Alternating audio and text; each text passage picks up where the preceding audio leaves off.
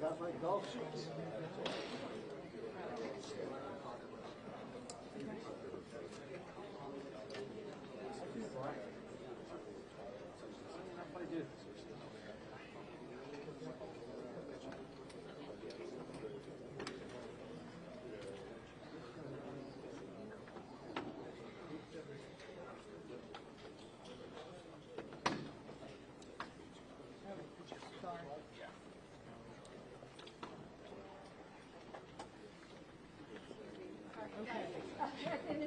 Sorry, I don't have a lot of words.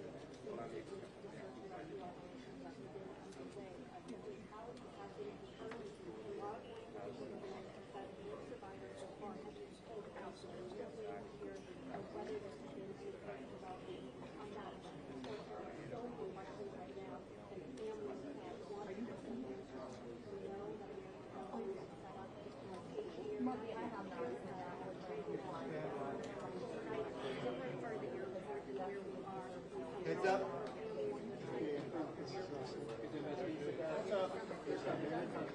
All right, folks, here we go. Stand by. Stand by.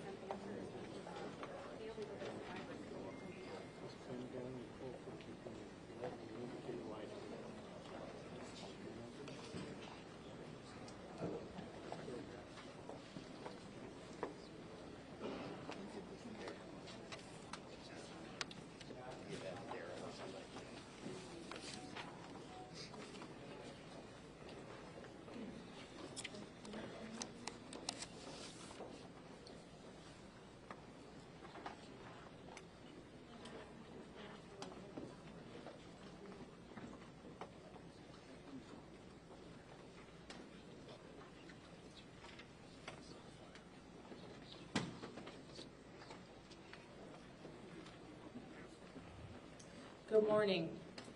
I'm Muriel Bowser. I'm the Mayor of Washington, D.C. We are here at Reagan National Airport to provide an update on the tragic events of last night.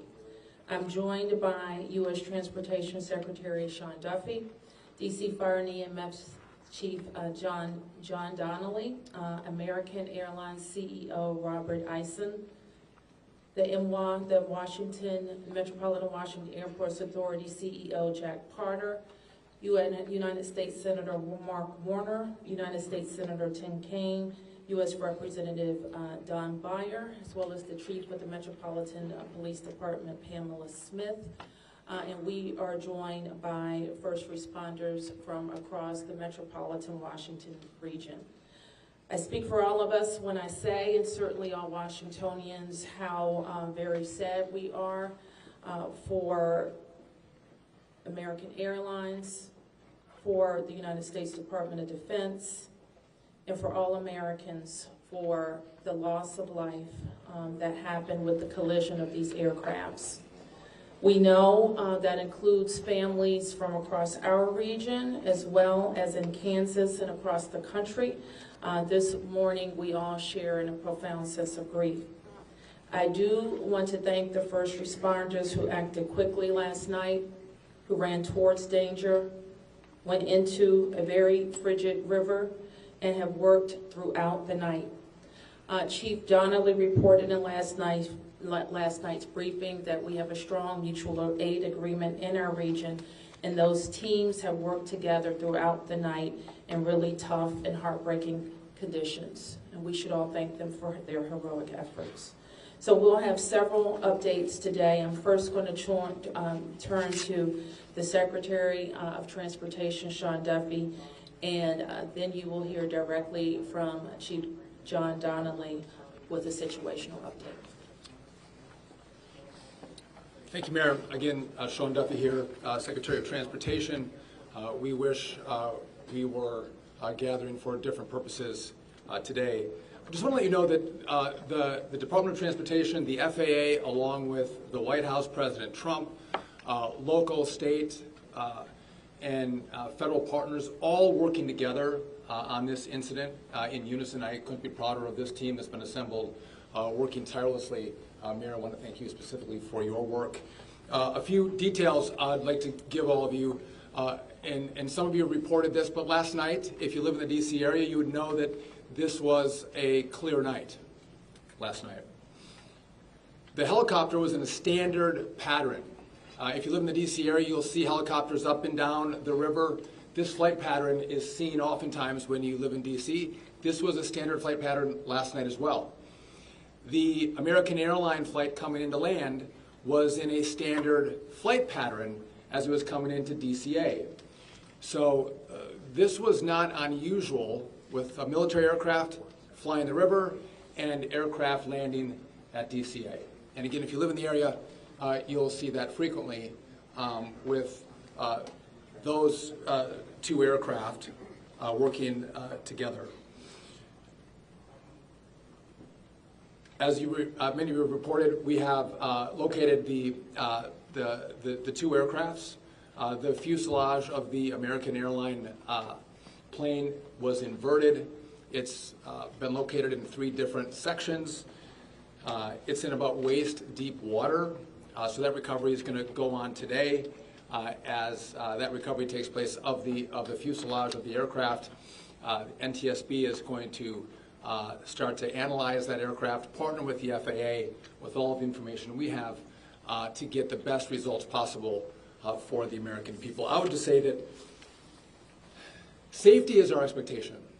Everyone who flies in American skies expects that we fly safely, that when you depart an airport, you get to your destination. That didn't happen last night. And I know that President Trump, his administration, the FAA, the DOT, we will not rest until we have answers for the families and for the flying public. You should be assured that when you fly, you're safe. Thank you.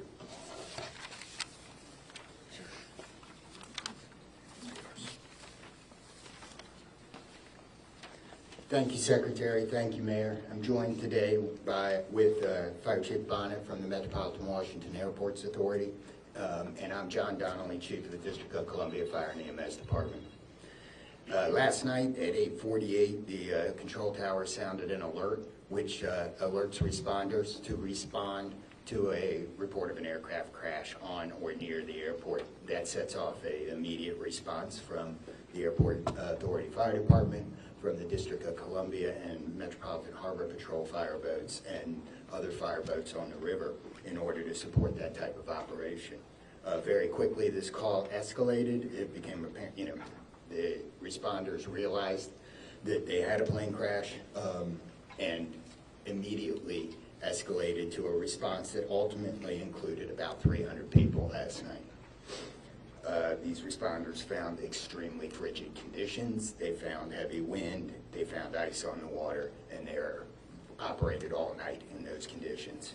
I'd like to take a moment to acknowledge the agencies that responded in addition to DC Fire and EMS and the Metropolitan Washington Airports Authority: Montgomery County Fire Department, the Prince George's County Fire Department, the Charles County Fire Department, the Baltimore County Police Department, the Anne Arundel County Fire Department, the Alexandria Fire Department, the Arlington County Fire Department, the Fairfax Fire Department, the Prince William Fire Department, the Baltimore City Police Department, the Maryland State Police, the Maryland Natural Resources Police, the Department of Defense, the Joint Base in Bowling Fire Department and the staff there, the U.S. Army, the U.S. Coast Guard, the United States Park Police, the Metropolitan Police Department, the FBI, and the NTSB. Despite all those efforts, we are now at a point where we are switching from a rescue operation to a recovery operation. At this point, we don't believe there are any survivors from this accident, and we have recovered 27 people from the plane and 1 from the helicopter. The District Office of the Medical Examiner has lead on reuniting these bodies and these people with their loved ones, and we will continue to work to find all the bodies and collect them and reunite them with their loved ones.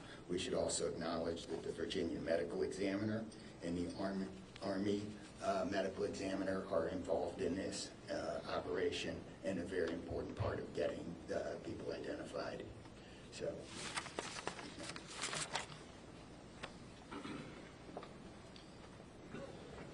Our hearts are certainly with all of the crew in American Airlines, and we'll hear from CEO Isom. Thank you, Mayor. Good morning. I'm Robert Isom, the CEO of American Airlines. I want to express my sincere condolences for the accident that happened at DCA last night. We're absolutely heartbroken for the family and loved ones of the passengers and crew members, and also for those that were on the military aircraft. Our focus right now is doing everything that we can to support all of those involved and also the PSA Airlines team. This is devastating. We are all hurting incredibly. We urge any family and friends looking for information about their loved ones to call our designated helpline, and that's at 1-800-679-8215, 1-800-679-8215. And here's what I can share at this early stage.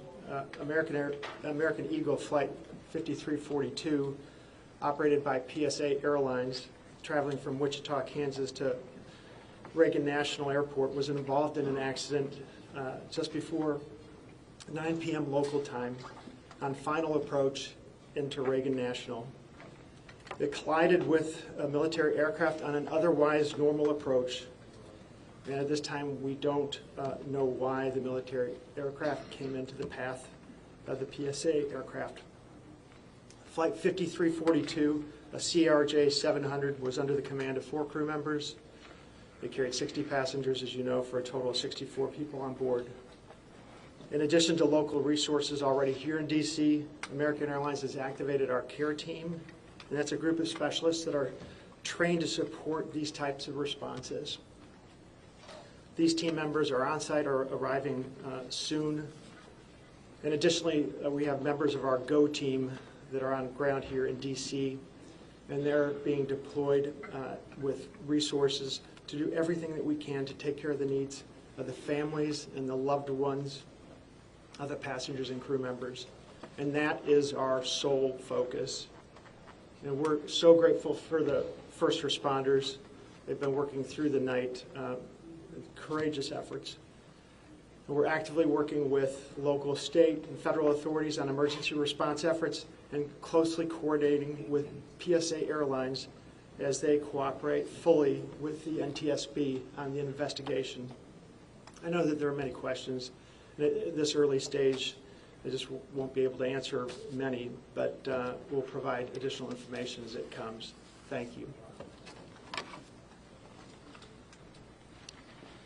I want to introduce the Metropolitan Washington Airports Authority CEO, Jack Potter. The authority manages Reagan Washington National and Dulles International. Good morning and thank you, Mayor. First, let me begin by expressing our condolences for all the victims of this flight and for their families. There's a lot of grieving going on, and so we're very sympathetic to that. I want to echo what was said about the first responders. When there's a problem in this area, everybody drops everything and they rush to wherever the problem is. So I want to thank the chief, the entire team from Washington, D.C., but just as important, the list of folks that the chief described. The federal authorities have been here en masse, and so a lot of effort was brought to bear. Unfortunately, we weren't able to rescue anyone, but we are in the recovery mode right now. And I just want to, last night I expressed the fact that we hope to open at 11 o'clock today, and that is still the case. We're going to open the airport at 11 o'clock. And again, condolences to the families, and thanks to the many, many who are still out there working very, very hard to complete this recovery. Thank you, Mayor. I do want to acknowledge that the Virginia Transportation Secretary is here in addition to the Alexandria Mayor. And I will like to ask members of the Virginia Congressional delegation to the podium next. U.S. Senator Mark Warner, followed by Tim Kaine and Representative Don Beyer. Thank you, Mayor. I want to join with everyone else and express my condolences for the victims. For folks who don't live in the DMV, we are made up of a lot of jurisdictions. Reagan Airport's in Virginia. Across the river we have Maryland, obviously the district, but as been indicated by the chief, when tragedy happens, all those distinctions between the various jurisdictions and our federal partners all disappear. And I want to again thank all the first responders. On a personal note, I'll just add that literally I now know I was coming back from the district from a dinner to my home in Old Town Alexandria. And while I did not see the collision,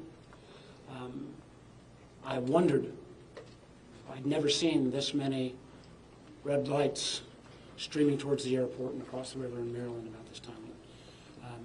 My phone started blowing up and I realized that this accident had taken place. There'll be a time to figure out, I know NTSB will have a briefing later in the day, but to the victims, our condolences. To the first responders, our thanks. Sorrow, thanks, and questions. So sorrow, as all have expressed, to the crew, to the passengers, to the soldiers, to their families, to their friends, to their loved ones, to people who are still trying to get information and unsure whether their loved ones have been lost.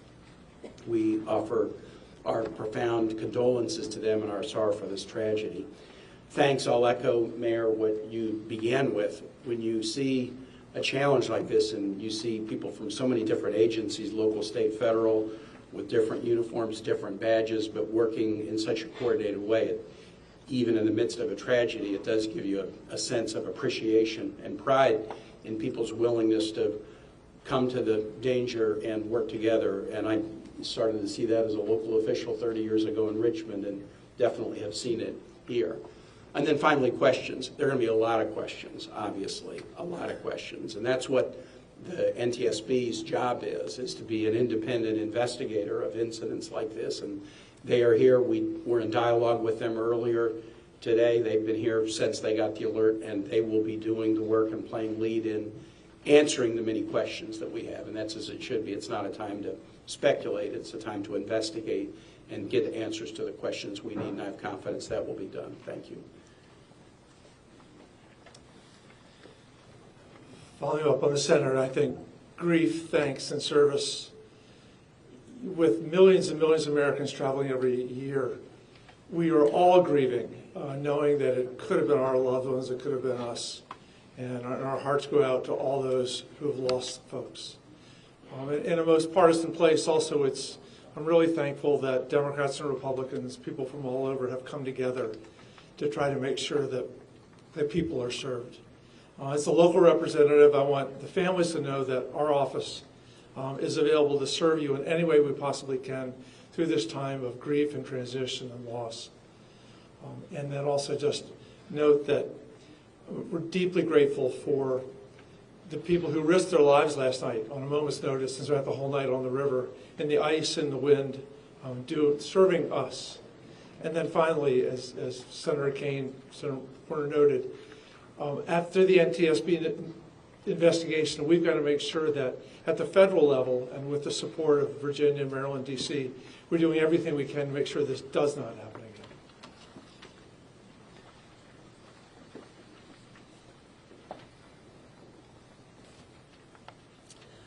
So with that, it's been said already that the National Transportation Safety Board becomes the lead agency in the investigation.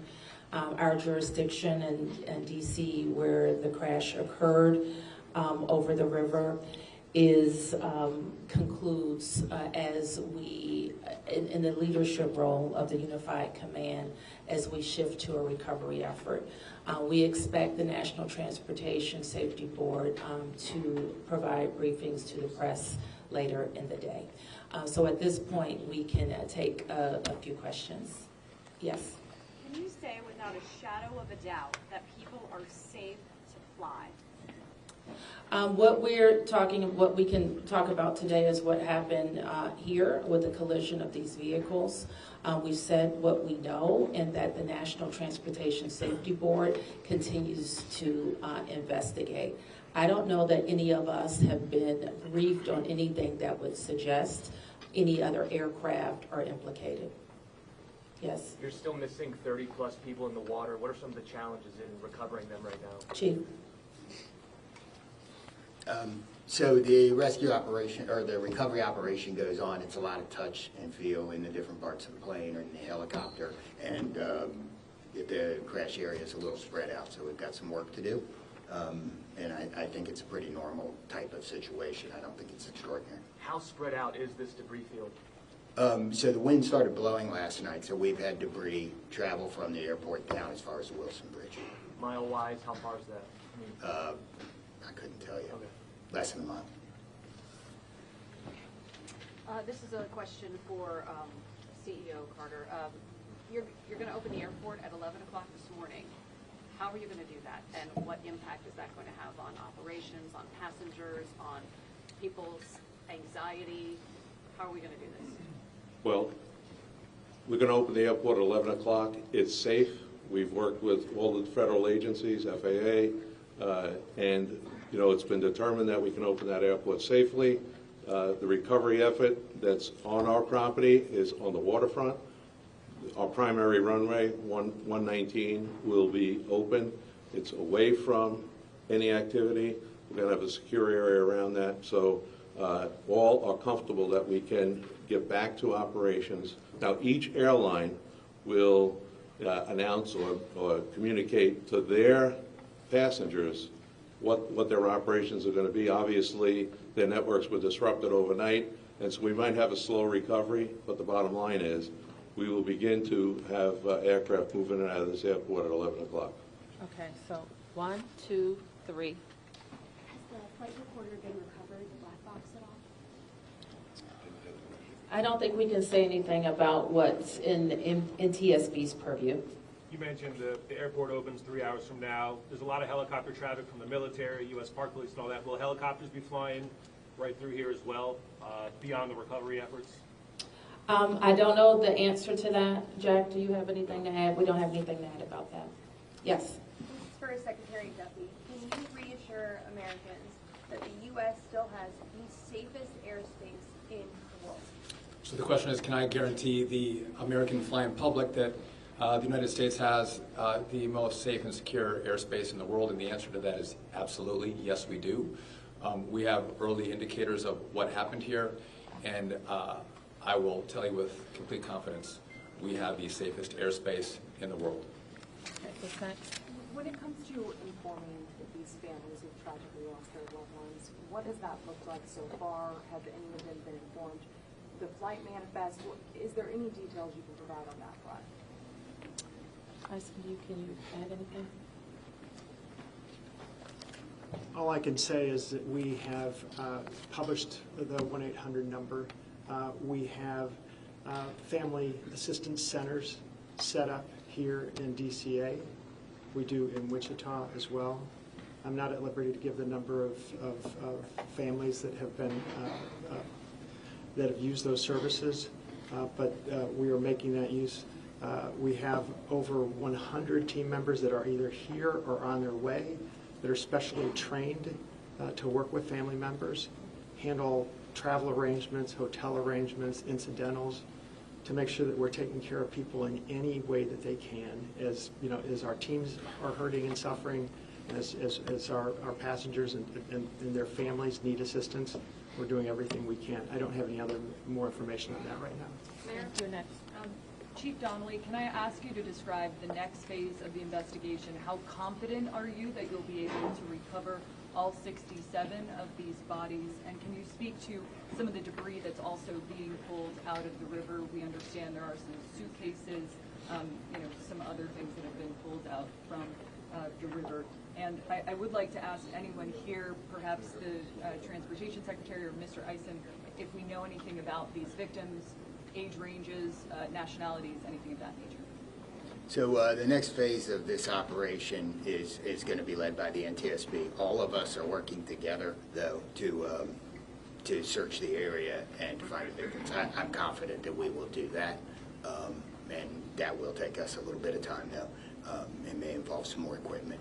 As far as the things being collected, I don't have personal knowledge. I know that we have been collecting debris that you would expect to see from a plane. Okay. Anything about the victims? So the question is about the victims. The NTSB is going to lead that portion of the contact with the victims. I believe American is going to be involved with that as well, and so will the FAA and the Department of Transportation. Secretary Duffy, we're going to take some questions over here. 1, 2, 3, 4. First, Yep. for Secretary Duffy, the flight path that the helicopter was on, is that a common flight path, and is it normal for helicopters to get clearance to cut across busy approach paths? So I don't know if you all could hear the question. It's a question about the flight path of the helicopter. I don't want to go into too much detail about the information we have from the FAA, but obviously it is not standard to have aircraft collide. I want to be clear on that. But prior to the collision, the flight paths that were being flown from the military and from American, that was not unusual for what happens in the DC airspace. And as this investigation moves forward, we will be able to provide more information to you about the details of that statement. I wanted to follow up on that question regarding the flight path, because you said it's standard. So can you speak to the conversations with the air traffic control? Were there blind spots here? I don't know if you can understand. So the question is, were there blind spots with air traffic control? I don't want to make statements about that. I don't lead into that answer. But again, I think whether it was air traffic control, whether it was military aircraft, helicopters, or the American flight, everything was standard in the lead up to the crash. Now, obviously, something happened here. You'll get more information and more details as this investigation moves forward. We'll learn what happened. But again, those who live in the D.C. area, we see military helicopters fly up and down the river. It's a standard path that they fly. They're used to aircraft landing at DCA, and there's a procedure in place because this happens every day. Something went wrong here. I look forward to the time and point when we can give you that information, but I don't want to comment on that right now. Okay, next. Senator Payne, Senator Warner, you all have been very vocal about your concerns about busy runways here, air traffic. I know it's still early in the investigation. I'm just curious if any steps that you all plan to take to address that. We have raised this issue continuously. We've got very busy airspace. I think we will ask questions, but at the appropriate time. We are in this period right now where families are still being notified. We're trying to figure out what happened. There'll be time for those discussions, I think. Yeah, I just say the same thing. We've been pretty plain about our concerns, but it isn't a good time to speculate right now. We have faith that the NTSB will provide the answers about this. Okay, you fourth here, and I'm going to take 3 in the middle, and then we're going to have to wrap 1, 2, 3 after this young man. Thank you, appreciate it. Chief, I know, again, I can imagine it must be traumatic for your first responders to have to deal with this. How are they doing right now, and are you all going to be offering any services to help them as they process this? So thank you for the question. Our first responders are resilient people, but yes, this call will be hard for them. Our peer support teams are already engaged with the responders, and we'll be following up on that to make sure that they're okay. But I think the concern is real. Okay. Thank you, Ms. Mayor. What kind of communication was there between the helicopter and the tower, the plane and the tower, and the helicopter and the plane? I don't want to say too much on the communication between the helicopter and the tower and the airline and the tower, but I will say this: there was communication. It was I would say standard communication. So there was not a breakdown, if that's your question, in communication between the military helicopter and the American airline flight. There was communication between the aircraft and the tower. Was the plane aware there was a helicopter in the area?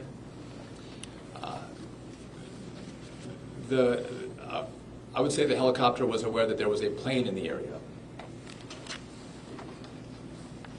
You mentioned that. So the president, you said yesterday that he called into the briefing room. Has he returned to the briefing room since then? Have you spoken? Also, a question about the National Security Advisor, Mike Waltz. He's saying that there was 30 bodies that have been recovered. That he just said that at the White House. Curious. I know you're in this presser right now, so that's hard for you to update. But I do have the question posed in the briefing room. I can do the body question first. So in terms of body recovery, as we recover bodies, we have a process, and we're not counting any bodies until they're in the possession of the medical director. So there may be some fluctuating in numbers that other people would report, but our numbers from the medical examiner. So just in regard to the president in the briefing room, I've been with this team for the last hour plus as we've worked through the details of the information we wanted to give you. But it is my understanding that either this morning he was going to be in the Situation Room, or the Situation Room is obviously briefing the president. He has been kept in full appraisal of what is taking place. Okay, last two, you and you, ma'am. First. You mentioned that the aircraft were on a standard flight pattern. Just curious, when the airport opens at 11 today, will planes be on that flight pattern again, or are they being directed to fly a different way to land? Jack, do you want to mention it? Okay. Well, I mean,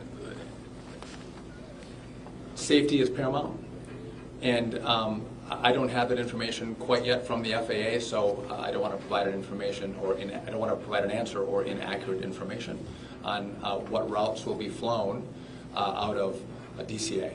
Okay, last one. Two questions really quickly. What do you know about the experience and history of the pilots of both the American Airlines plane and the Army Black Hawk helicopter? And then for Secretary Duffy, last night the president had said that this could have been prevented and questioned why air traffic control didn't tell a helicopter what to do. Is that something that investigators have determined should have happened in this situation? So do you want I can quickly, Secretary. Just quickly, I don't have a lot of information to release, but these are experienced pilots. I know that the captain had 6 years with PSA, or almost 6 years at PSA, and the first officer almost 2 years. Again, standard approach, and that's about all I can say. Thank you. In regard to the military, I don't have information in regard to the experience of the military pilots. I would just note that this was classified as a training mission. Sometimes people could think that a training mission is someone who is inexperienced in the cockpit. We call these missions that are flown in the D.C. area as our pilots are getting hours in experience training missions. So don't read into that we had how many hours the pilots on the military aircraft had. And you had another question for me that was? Last night, the president had said that this could be prevented, and also that air traffic control, questioning why they may not have communicated with the helicopter, telling them what to do. So we are going to wait for all the information to come in from this vantage point, but to back up what the president said, what I've seen so far, do I think this was preventable? Absolutely. Thank you. Thank you. Is there an acting FAA director? Thank you, everyone.